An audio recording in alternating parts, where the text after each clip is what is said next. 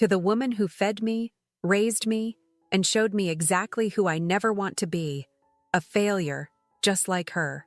My daughter Caroline's words hung in the air of the upscale restaurant we'd chosen for Mother's Day.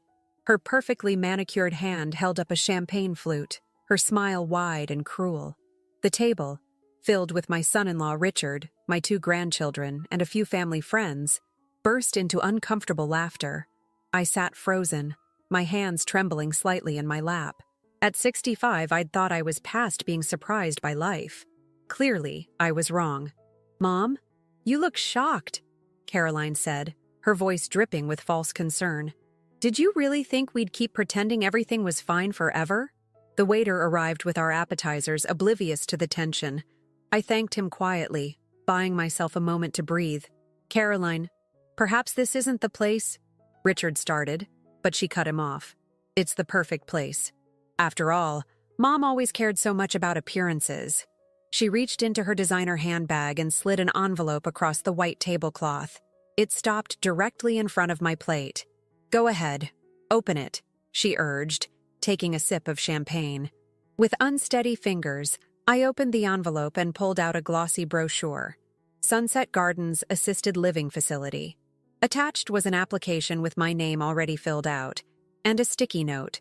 "Moving day next month. We've already paid the deposit." My throat tightened. Not from sadness, from rage. The kind of slow-burning anger that had been building for years. I looked at my daughter's face, so similar to my own at her age, yet somehow a stranger's. When had this happened?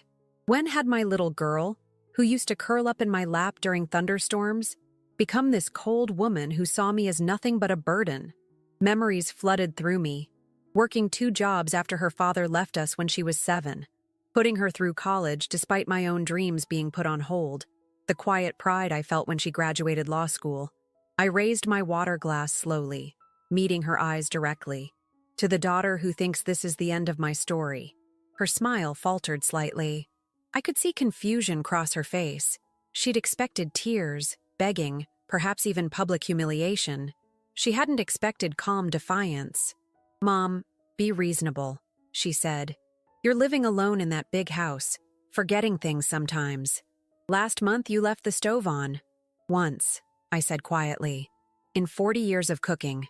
It's not safe," she continued as if I hadn't spoken. "Besides, we have plans for the house."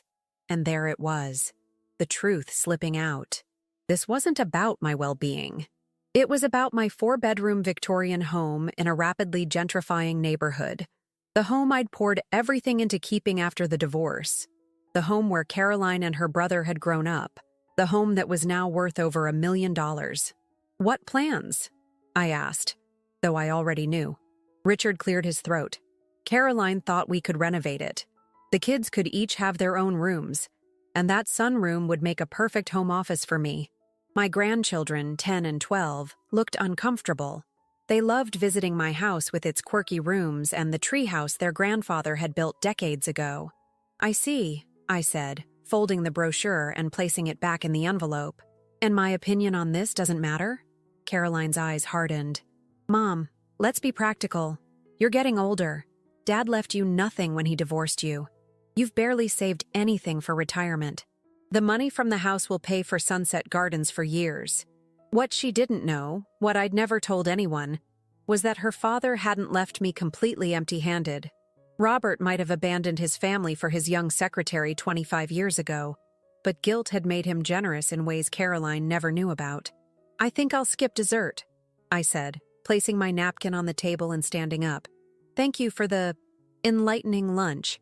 "Mom, don't be dramatic," Caroline hissed, aware of people at nearby tables glancing our way. "Sit down. We're discussing your future."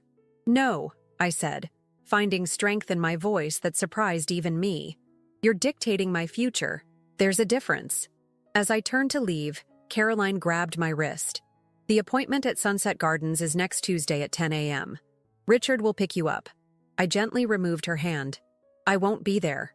"Mom," she called after me as I walked away. "Mom, you're being ridiculous. What are you going to do?" I paused at the door and looked back at my daughter, this woman who'd somehow become a stranger. Something you clearly don't expect. Outside, the May sunshine felt warm on my face.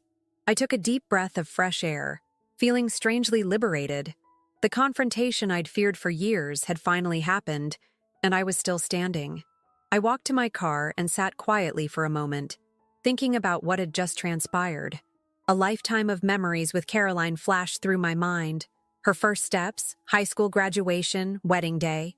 When had her ambition turned to ruthlessness? My cell phone buzzed with text messages from Caroline. "Mom, you're embarrassing yourself. We're trying to help you. This is happening whether you like it or not." I turned off my phone and started the car. I knew exactly where I needed to go, who I needed to see, the one person who might understand what I was feeling right now. The last person I ever thought I'd turn to after all these years.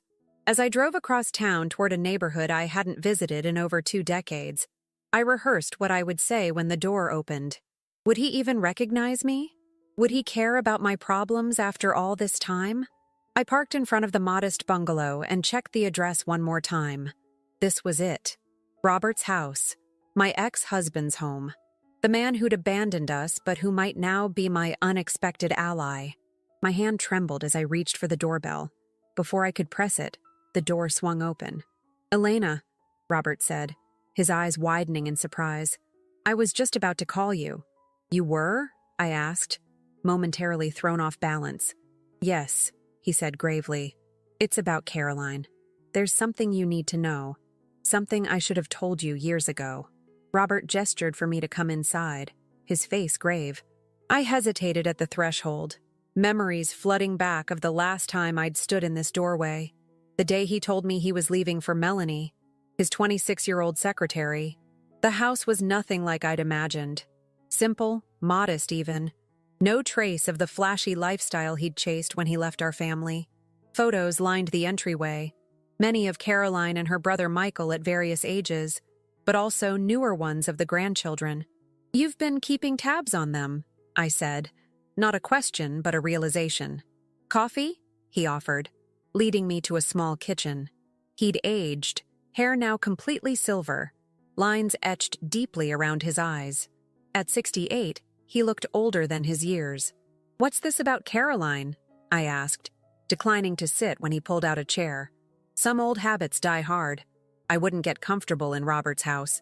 He sighed heavily. "I've been wanting to tell you this for years, but it never seemed like the right time." He opened a drawer and pulled out a manila folder. "About 15 years ago, Caroline came to me for money. A lot of money."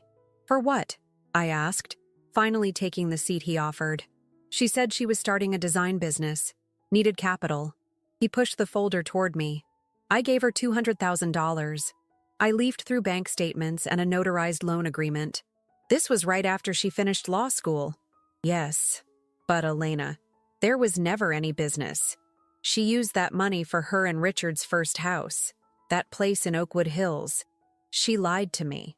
I wasn't surprised Caroline had approached her father for money. They'd maintained a relationship over the years, even if it was primarily transactional. What shocked me was the betrayal of him as well. "There's more," Robert continued. 3 years ago, she came back asking for another loan. For the children's education fund, she claimed. I gave her another $100,000. "Let me guess," I said, bitter understanding dawning. "No education fund. Luxury cars and that vacation home in Lake Geneva." Robert's voice cracked slightly. "I'm not innocent in any of this, Elena. I know that. When I left you and the kids, I tried to ease my guilt by giving Caroline whatever she wanted. I never set boundaries. Why are you telling me this now?" "Because she came to see me last week." He pulled out another document. "She wanted me to sign this. It's a statement claiming you're mentally incompetent, that you need to be in assisted living. She said you've been forgetting things, becoming paranoid." My hands shook as I read the paper. This is dated 3 months ago. "She's been planning this for a while, Elena. The nursing home, taking your house, all of it. When I refused to sign, she threatened to tell her children the real reason I left, not the sanitized version we all agreed on." "Which is?" Robert looked away, shame evident in his slumped shoulders. "That I'd embezzled from my company to support Melanie. That I didn't just leave for another woman, but that I was almost prosecuted. You kept quiet about it to protect the kids, and I've been paying you back ever since. The secret we'd kept for 25 years. The monthly deposits into my account that Caroline never knew about. My silence bought and paid for. Where's Melanie now? I asked, suddenly noticing the lack of a feminine presence in the house. Left 10 years ago for someone younger, naturally. A hint of bitter irony tinged his voice. Poetic justice, I suppose. I almost felt sorry for him. Almost. So what exactly is Caroline after? I asked, though I already suspected the answer. Everything, Elena. Your house, my remaining savings. She found out about the payments I've been making to you. She thinks I've been supporting you because you're helpless, not because it was compensation for keeping my secret. I closed the folder. And now she thinks she can force me into that nursing home, sell my house, and control whatever money you still have. Yes. And Elena, he hesitated, looking older than I'd ever seen him. I'm dying. Cancer. 6 months, maybe less. The news should have affected me more than it did, but decades of emotional distance dulled the impact. Still, I felt a twinge of something. Not quite sadness, not quite pity. Does Caroline know? Not yet. But my will. He trailed off. Let me guess. You've left everything to her and Michael. He nodded. It seemed right at the time. But now, knowing what she's planning, he pulled out another document. This is my revised will. I'm leaving half to Michael, who has never asked me for a penny, and half to you. Me? I couldn't hide my surprise. Why would you? Because I owe you, Elena. For everything. And because I trust you to do the right thing with it. He pushed the papers toward me. There's about 1.5 million left. Not a fortune, but enough to ensure you'll never need to worry about a nursing home. Caroline can't touch it. My mind raced. This changed everything, but also nothing. The daughter I'd raised was still trying to strip me of my dignity, my independence, my home. There's something else, Robert said quietly. Something I found in Caroline's papers when she left them here last week. He handed me a real estate listing. My house, my home, with Caroline listed as the seller. The date of listing, next month. She'd already arranged to sell my house out from under me. How could she possibly do this? I own that house outright. Robert slid another document across the table. A power of attorney form with what appeared to be my signature at the bottom. This is a forgery, I whispered, staring at the remarkably convincing signature. I thought it might be, Robert replied. Notice the notary stamp? It's Richard's law partner, James Weston. Of course, Richard's influence extending like a shadow over everything. I remembered signing something at Christmas when I'd been struggling with a bad case of shingles. Caroline had brought over routine paperwork for the property taxes. I'd been in too much pain to read it carefully. I've been such a fool, I said, more to myself than to Robert. We both have, he replied. The question is, what do we do now? I sat in silence for a long moment, the full weight of Caroline's betrayal sinking in. My own daughter, plotting, scheming, willing to discard me like an inconvenient piece of furniture. All for what? Money? The house? Or was there something deeper? Some resentment that had festered for years? I need to speak with Michael, I said finally. Does he know what his sister is planning? I don't think so. He's been in Seattle for the past 5 years. They don't talk much. My son, always the quiet one, the peacemaker. We'd drifted apart after he moved across the country, our communication reduced to holiday calls and occasional emails. But I knew in my heart he wouldn't be part of this. Elena, Robert said, reaching across the table to touch my hand tentatively. I didn't pull away, surprising myself. I know I have no right to ask anything of you, but please let me help fix this. Before I go. Part of me wanted to refuse on principle. Why should I accept help from the man who'd abandoned us? But the practical side of me, the side that had survived raising 2 children alone, that had worked multiple jobs and stretched every dollar, knew that this was no time for pride. All right, I said. But we do this my way. No confronting Caroline directly, not yet. He nodded, relief evident on his face. Whatever you need. I need a lawyer, someone not connected to Richard's firm, and I need time to think, to plan. As I stood to leave, Robert handed me a key. To my lake cabin. About 2 hours north. Caroline doesn't know about it. You'll be safe there while we figure this out. I took the key. An unexpected lifeline. Thank you. Elena, he called as I reached the door. For what it's worth, I'm sorry. For everything. 25 years too late, I thought. But I nodded acknowledgement all the same. Back in my car, I sat gripping the steering wheel, my mind racing through options. I couldn't go home. Not now, knowing what I knew. Caroline might be monitoring me, waiting for a reaction to her Mother's Day ambush. My phone buzzed again. More texts from Caroline. Mom, you're being childish. Call me. Richard is coming over tomorrow to discuss the paperwork. This is happening whether you want it or not. I turned the key in the ignition. Decision made. I needed distance, clarity, and most of all, a plan. Caroline thought she was dealing with a helpless old woman who would roll over and accept her fate. She was about to learn how wrong she was. As I drove north toward Robert's cabin, I made a mental list. Call Michael, find a lawyer, secure my personal documents, access my emergency savings.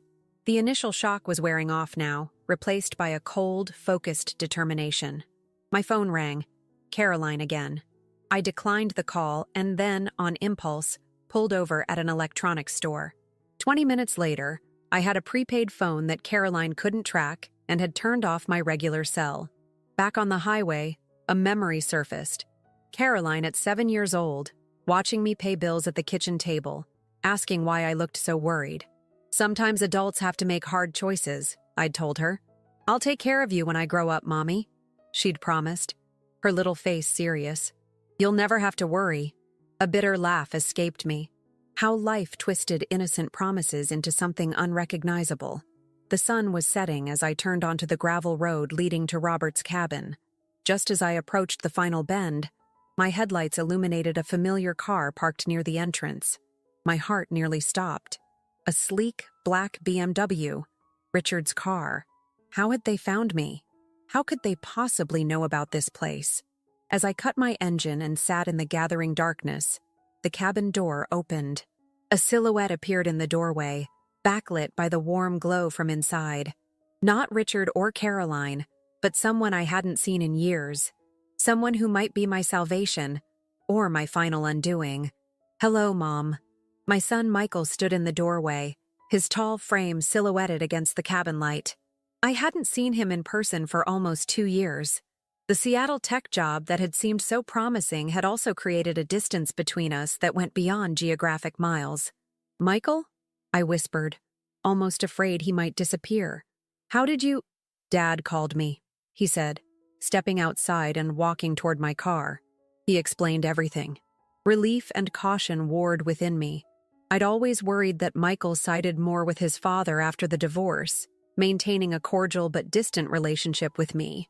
You drove all the way from Seattle? I asked as he opened my car door. Flew. Landed 3 hours ago. He helped me with my hastily packed bag. Dad gave me the keys to this place years ago. I've come here sometimes to think.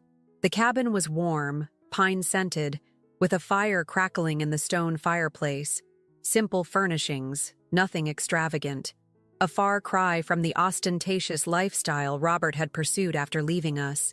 I've made some calls, Michael said, gesturing for me to sit in a worn leather armchair. Lisa is flying in tomorrow. Lisa? I hadn't heard that name in years. My daughter-in-law, or rather Michael's ex-wife. They'd divorced amicably 5 years ago, but I'd always had a special bond with Lisa. A family law attorney with a razor-sharp mind and an equally sharp tongue. She's the best lawyer I know, Michael explained, handing me a mug of tea. And she still cares about you, Mom. She was furious when I told her what Caroline is trying to pull. I cupped the warm mug in my hands, studying my son's face. At 38, he looked more like his father than ever. The same strong jawline, the contemplative eyes. But there was a gentleness Robert had never possessed. Tell me everything, he said, from the beginning. So I did. The gradual distancing from Caroline over the years. The subtle comments about my memory, my competence, the Mother's Day ambush, the nursing home brochure. Finding out about the forged power of attorney and the pending house sale.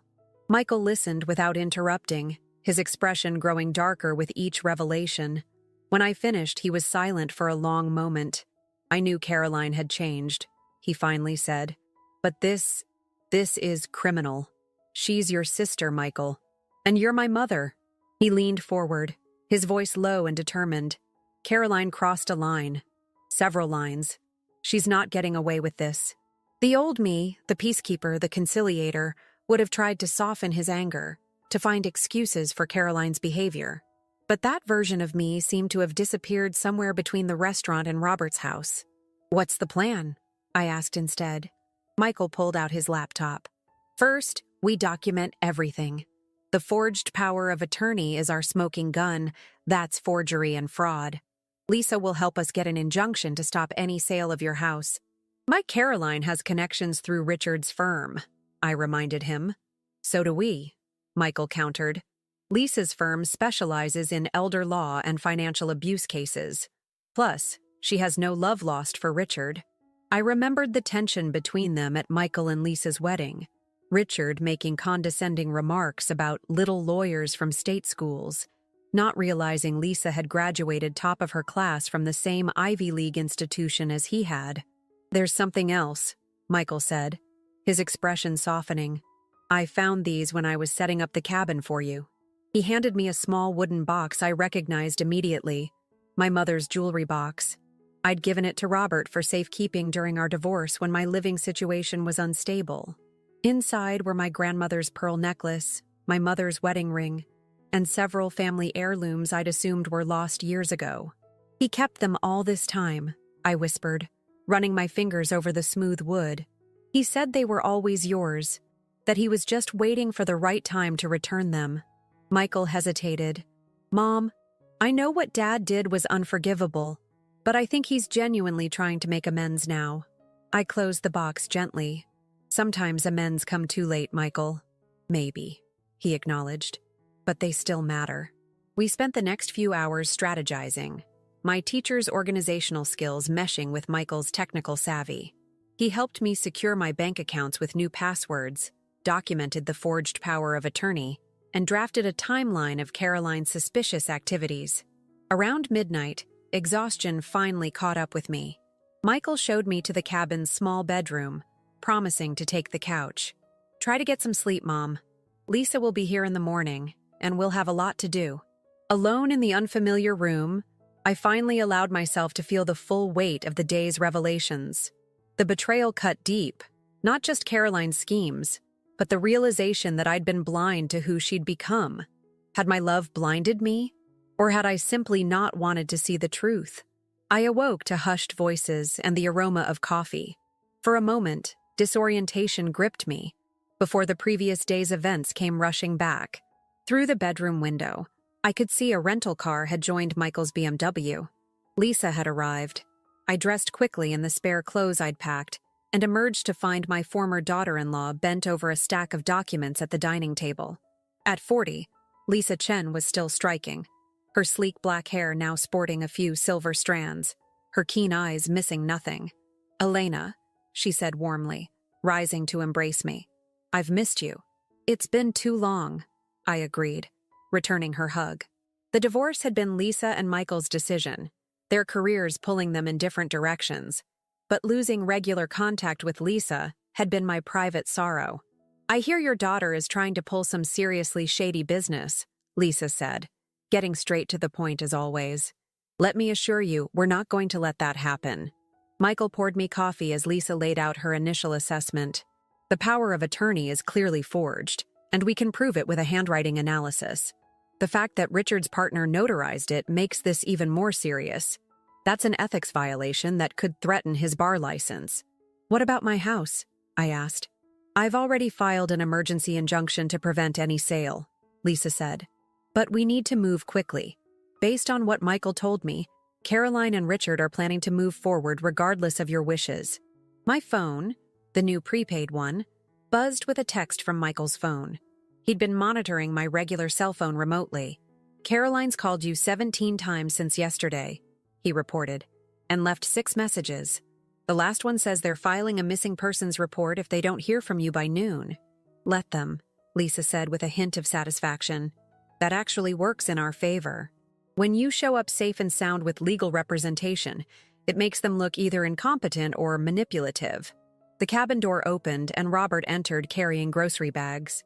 He nodded awkwardly to Michael and Lisa before addressing me. How are you holding up, Elena? Better than expected, I admitted. The anger was still there, but it had transformed into something more focused, more purposeful. I've been thinking, Robert said, setting down the bags, about the money I've been paying you all these years. Dad, maybe now isn't the time, Michael began, but I gestured for him to wait. What about it, Robert? We've always called it maintenance, but legally it's been more of a private arrangement. Nothing court-ordered. He glanced at Lisa. Would it be possible to reclassify those payments? Make them official somehow? Backdated? Lisa's eyes narrowed thoughtfully. What are you thinking? If those payments were officially part of a divorce settlement, they'd be harder for Caroline to challenge, right? And they'd establish a long history of financial support that contradicts her claim that Elena is destitute and needs her house sold. Lisa's expression shifted to respect. That's actually quite smart. We'd need to file an amended divorce decree, but given that both parties consent, it's doable. I studied my ex-husband, this man I'd once loved, then hated, and now viewed with complicated resignation. Why are you really doing this, Robert? He met my gaze directly. Because it's right, because I owe you, and because Caroline needs to learn that there are consequences to manipulation and deceit.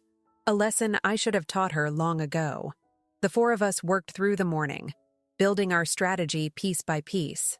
Lisa's legal expertise, Michael's technological skills, Robert's financial resources, and my intimate knowledge of Caroline's patterns all combining into something formidable.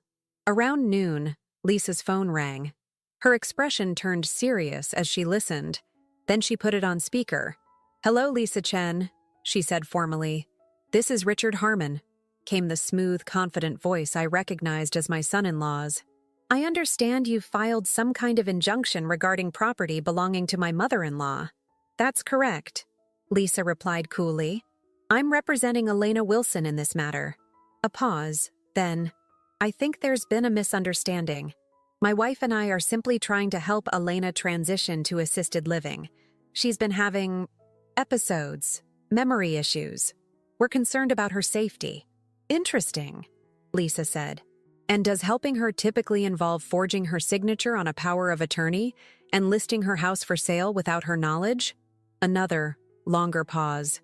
I don't know what Elena has told you, but I assure you, everything we've done has been with her best interests in mind. Then you won't mind explaining that to the judge at our emergency hearing tomorrow morning. Oh, and to the Bar Association Ethics Committee when I file my complaint about your partner's notarization of falsified documents. Richard's tone shifted, hardened.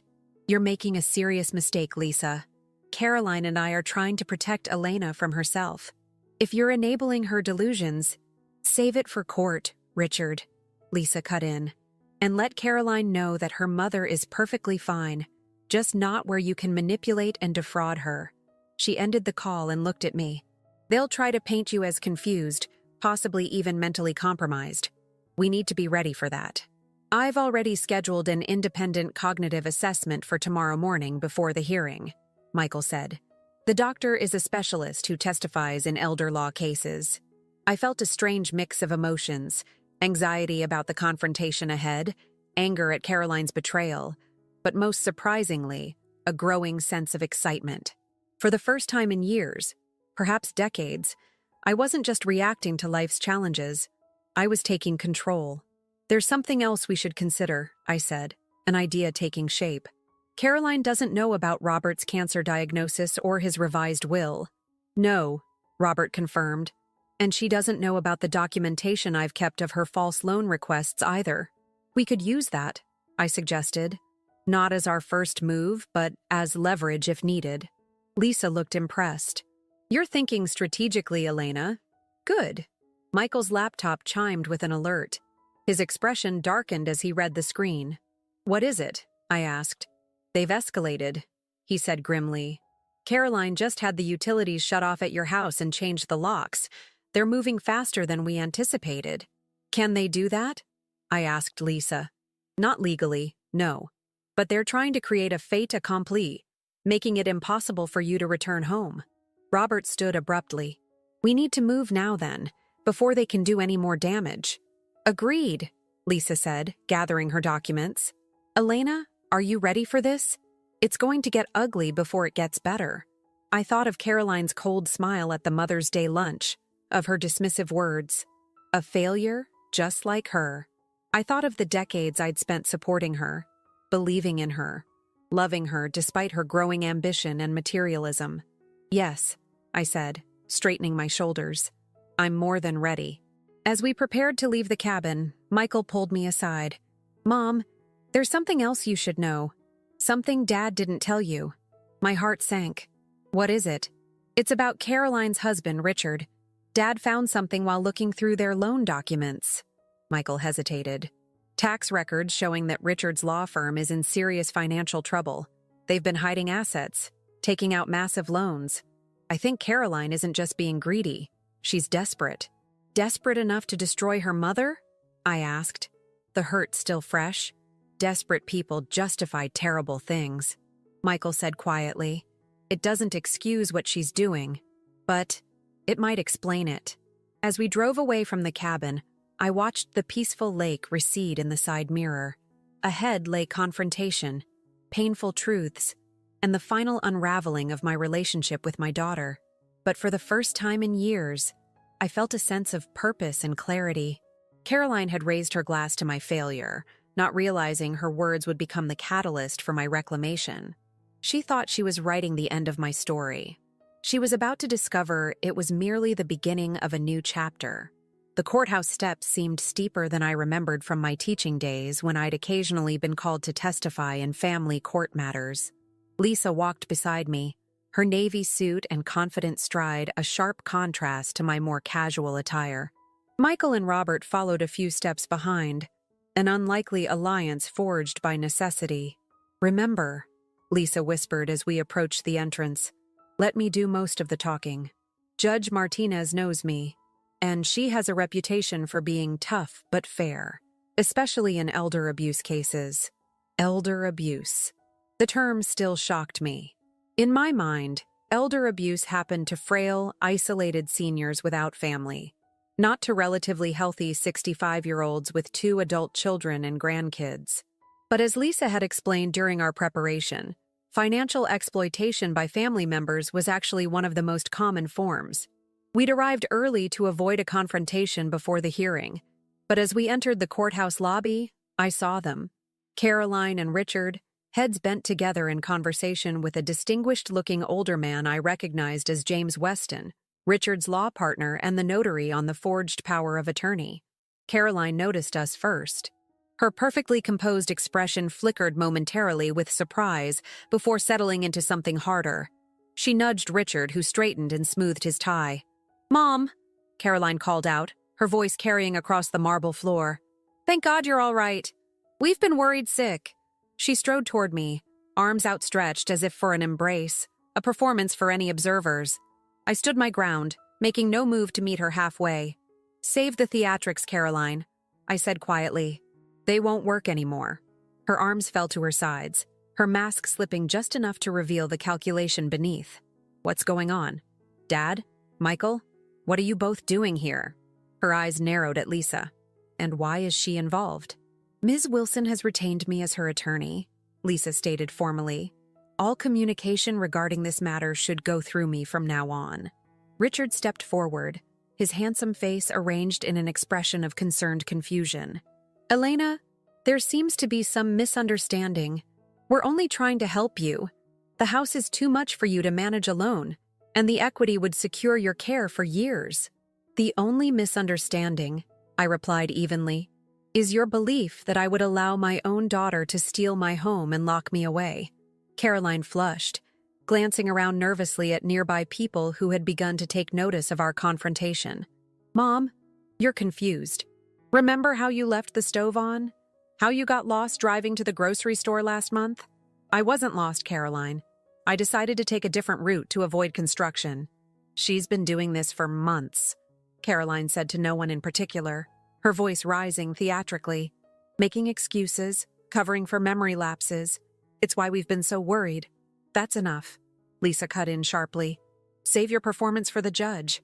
Though I should warn you, Judge Martinez has seen every trick in the book when it comes to family members trying to seize assets under the guise of concern.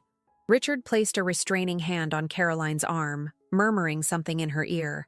Her face hardened as she looked from me to Robert. So this is how it's going to be? You're all ganging up against me when I'm just trying to protect Mom's future? No, Caroline, I said, finding strength in the truth. You're trying to protect your future at my expense. The house, the power of attorney, the nursing home. It was never about my welfare. Her eyes flashed dangerously. You have no idea what you're talking about. Actually, I do, I countered. I know about the financial trouble Richard's firm is in. I know about the loans you took from your father under false pretenses. I know you've already listed my house for sale without my knowledge or consent.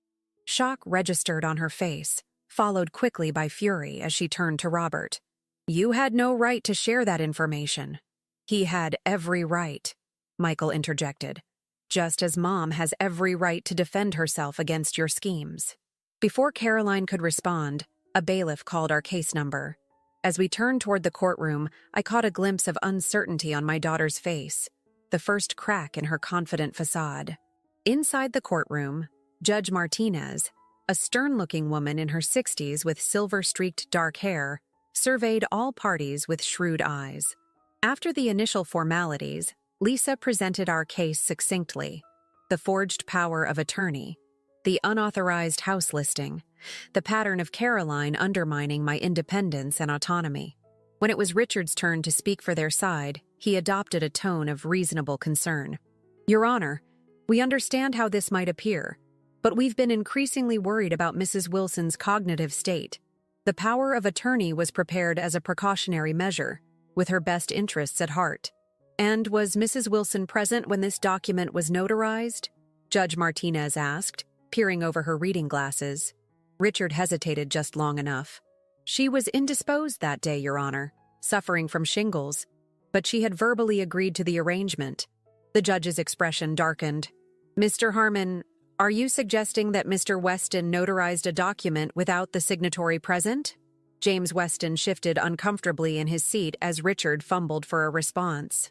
I have here, Lisa interjected, Mrs. Wilson's medical records from that day, showing she was indeed suffering from shingles and had been prescribed significant pain medication. I also have the results of a comprehensive cognitive assessment performed yesterday, confirming that Mrs. Wilson is fully competent and shows no signs of cognitive impairment. Judge Martinez reviewed the documents carefully before turning her gaze to Caroline. Ms. Harmon, would you care to explain why you took it upon yourself to list your mother's home for sale without her knowledge? Caroline straightened, smoothing her expression into one of daughterly concern. Your Honor, my mother has been showing signs of financial instability. The house requires maintenance she can't manage. We believed the best course of action was to help transition her to assisted living where she would be safe and properly cared for. And the proceeds from the house sale, the judge pressed, would be held in trust for her care, Caroline replied smoothly. With you as trustee, I presume? As her daughter, it seemed appropriate. Judge Martinez set down her pen and folded her hands. Mrs. Wilson, would you like to respond to your daughter's assessment of your situation? All eyes turned to me. I stood, my hands steady, my voice clear. Your Honor, I have lived independently and managed my finances successfully for over 25 years since my divorce. I am retired, but financially secure. My home is paid for, I have savings, and I receive both a teacher's pension and regular support payments from my ex-husband. I am neither incapable nor destitute. I paused, looking directly at Caroline. My daughter's actions were not motivated by concern for my welfare, but by her own financial interests. She and her husband took steps to seize control of my assets without my knowledge or consent, using a forged document to do so. The hearing continued for another hour, with financial records presented, testimonies given. Robert confirmed the payments he'd been making to me for years, now officially documented as part of an amended divorce settlement. The medical specialist testified to my cognitive health. Michael provided evidence of the unauthorized changes to my house locks and utilities. Throughout it all, I watched Caroline's expression shift from confident to concerned to something close to panic as the weight of evidence mounted against her. Richard maintained his composure better, but the tightness around his eyes betrayed his growing awareness that their plan was unraveling. When Judge Martinez finally delivered her ruling, her words fell like hammer blows. The court finds clear evidence of attempted financial exploitation. The power of attorney is hereby invalidated. An injunction is granted preventing any sale of Mrs. Wilson's property without her explicit verified consent. Furthermore, I am referring this matter to the District Attorney's Office for potential criminal charges of forgery and fraud, as well as to the State Bar Association for ethics violations related to the improper notarization. She fixed Caroline and Richard with a stern look. You should both consider yourselves fortunate that Mrs. Wilson has not pressed for immediate prosecution. As we rose at the judge's dismissal, I caught Caroline's eye across the courtroom. The confident, calculating daughter who had raised a toast to my failure was gone, replaced by a woman whose carefully constructed world was crumbling around her. Outside in the corridor, Lisa squeezed my arm supportively. Phase 1 complete. You did wonderfully, Elena. What now? I asked, feeling strangely hollow despite our victory. Now, Michael said, we go home and make sure they haven't done any permanent damage. Home. The word carried both comfort and unease. The locks were changed, the utilities shut off, and more importantly, the sanctuary I'd created for myself had been violated by my own daughter's betrayal. As we walked toward the exit, a voice called out behind us. Mom, wait! I turned to see Caroline hurrying after us, alone. Richard was nowhere in sight. Her designer suit was slightly rumpled now, her perfect hair coming loose. For a moment, I caught a glimpse of vulnerability that reminded me of the little girl she'd once been. Please, she said, her voice lacking its usual confidence. We need to talk. We need to talk, Caroline repeated, her voice lacking its usual commanding tone. I glanced at Lisa, who nodded slightly. We'll wait by the car, she said, guiding Michael and Robert toward the exit. When we were alone in the corridor, Caroline and I moved to a quiet alcove near a window. The afternoon sun cast long shadows across the marble floor. For a moment, neither of us spoke. Richard's gone to call our attorney, she finally said, her eyes not quite meeting mine. I thought James Weston was your attorney? Not anymore. She smoothed her skirt, a nervous gesture I recognized from her childhood. He's afraid of being disbarred over the notarization issue. He's withdrawn from the case. I studied my daughter's face. This person who'd been willing to strip me of my dignity, my independence, my home. The anger was still there, simmering beneath the surface, but now mingled with something unexpected, pity. Why, Caroline? I asked simply. She flinched at the directness of the question. You wouldn't understand. Try me. She sighed, leaning against the window ledge. Richard's firm is in trouble. Deep trouble. Bad investments. A few cases that went sideways. We've been keeping up appearances, but we're drowning in debt. So you decided to solve your problems by taking my house? By forcing me into a nursing home? It wasn't like that. Not at first. A hint of defiance crept back into her voice. We really were concerned about you living alone. The plan was for you to move in with us temporarily while we renovated the house, then sell it at a profit. The nursing home idea came later, when you started pushing back. When I refused to be a convenient solution to your financial problems, I corrected. Caroline's shoulders slumped. You make it sound so calculated. Wasn't it? It was survival, she countered. Do you have any idea what it's like watching everything you've built crumble around you? The firm, our reputation, the children's private school tuitions? Actually, I do, I said quietly. When your father left us with nothing but debts and broken promises, I had to rebuild from scratch. I worked 2 jobs, clipped coupons, patched clothes instead of buying new ones. Also, you and Michael could have opportunities. That was different. How? Because you have designer tastes and country club memberships to maintain? My voice remained level, but the words cut deep. I made sacrifices for my children. You were willing to sacrifice your mother. Caroline had no answer for that.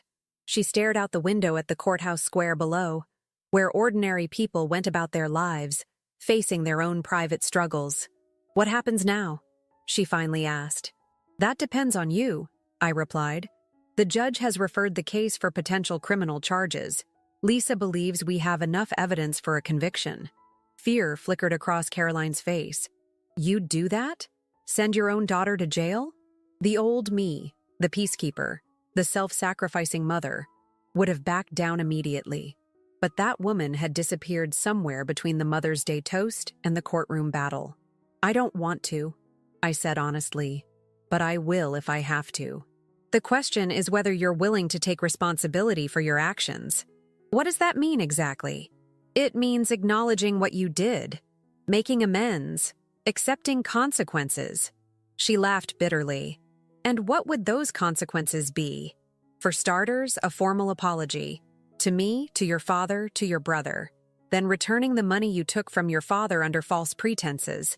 Finally, seeking help. Financial counseling at minimum. Therapy if you're willing. You want me to go to therapy? She sounded incredulous. I want you to understand why you thought it was acceptable to destroy your mother's life to maintain your lifestyle. Caroline pushed off from the window ledge, pacing the small alcove. And if I agree to all this, the criminal charges go away? I'll ask Lisa to pursue a civil resolution instead, I confirmed. But Caroline, this isn't just about avoiding jail time. This is about whether we have any relationship going forward. She stopped pacing, something vulnerable crossing her face. What does that mean? It means I'll always be your mother. But trust has been broken. Rebuilding it will take time and genuine effort on your part. And if I don't agree? Then we proceed with the criminal charges, and you face the consequences of your actions through the legal system. Caroline was silent for a long moment, the weight of the choice before her visible in her posture. I waited, giving her the space to make her decision. What about Richard? She finally asked. What about him? He was part of this too. Yes, he was, I acknowledged. His choices are his own, as are yours. Something shifted in her expression, a realization perhaps, that she was standing at a crossroads. I need to think, she said, straightening her shoulders. Take all the time you need, I replied, moving toward the corridor. I'll be at home, my home, when you're ready to talk again. This ties, 3 months passed. The utilities were reconnected, the locks changed back, my life gradually returning to normal, though normal had taken on a new meaning. Robert's cancer treatment had begun, with mixed results. The prognosis remained grim, but he faced it with a dignity I wouldn't have expected from the man who'd abandoned his family decades ago. Michael visited regularly from Seattle, rebuilding our relationship one conversation at a time. As for Caroline, she'd made her choice the day after the hearing. Richard had wanted to fight the charges, to take his chances in court. Caroline had chosen differently. The apology came first, stiff and formal initially, but becoming more genuine as she talked. The financial restitution to Robert followed, along with her agreement to attend counseling, both for her financial decisions and for the deeper issues that had led to her behavior. Richard had filed for divorce a week later, unwilling to accept the path of accountability Caroline had chosen. His law firm was under investigation, his career in shambles. The grandchildren spent weekends with me now while Caroline worked to rebuild her life, taking a position at a small legal aid office, a far cry from the prestigious corporate law she'd practiced before. Today, she was coming for tea, a Sunday tradition we'd established during her journey toward amends. Our relationship remained fragile, measured in small moments of reconnection rather than the easy closeness we'd once shared. Trust was a seedling that required constant tending. The doorbell rang precisely at 3. Caroline was punctual as always. I opened the door to find her holding a small package and a manila envelope. "Hi, Mom," she said, the greeting still carrying a trace of awkwardness. "I brought scones from that bakery you like."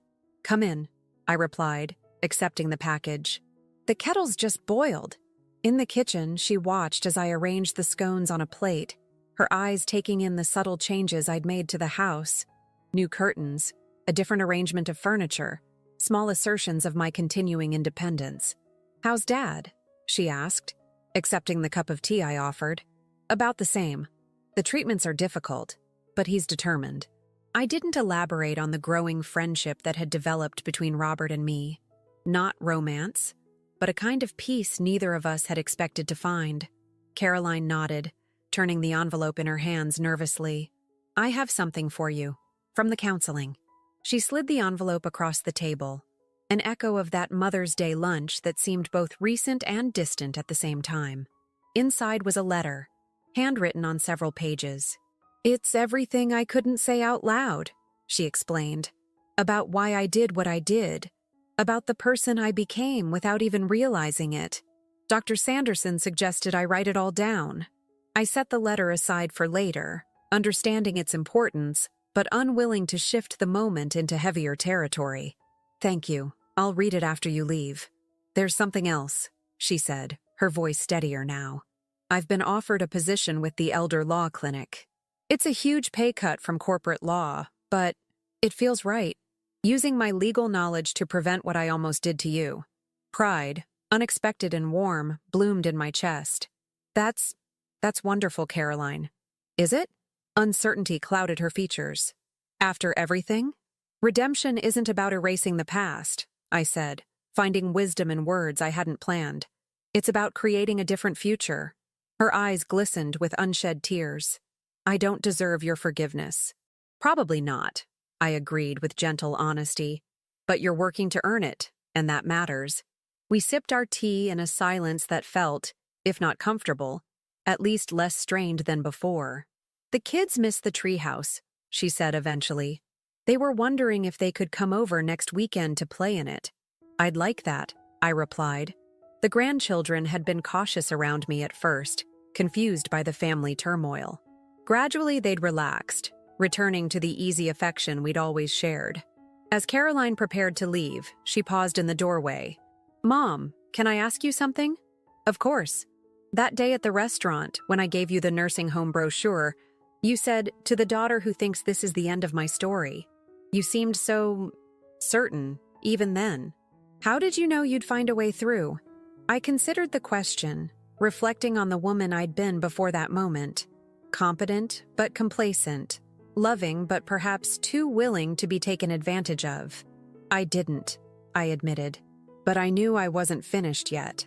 After Caroline left, I sat on the porch swing, opening her letter. The pages contained raw, painful truths about her resentment of the sacrifices I'd made after the divorce, her terror of financial insecurity after witnessing my struggles, her determination to never be vulnerable the way I had been. Beneath the calculated actions was a wounded child who'd learned the wrong lessons from watching her mother's resilience. Understanding didn't erase the harm done, but it created space for healing. I folded the letter carefully and went inside to call Michael, then Robert, making plans for a family dinner the following weekend. Not a reconciliation exactly, but a beginning. That evening, as I prepared for bed, I caught my reflection in the bathroom mirror. The woman looking back at me was different from the one who'd sat shocked and silent at that Mother's Day lunch. Stronger, clearer-eyed, unwilling to be diminished. Caroline's cruel toast had been meant to end my story, to write me off as a failure, an inconvenient obstacle to her plans.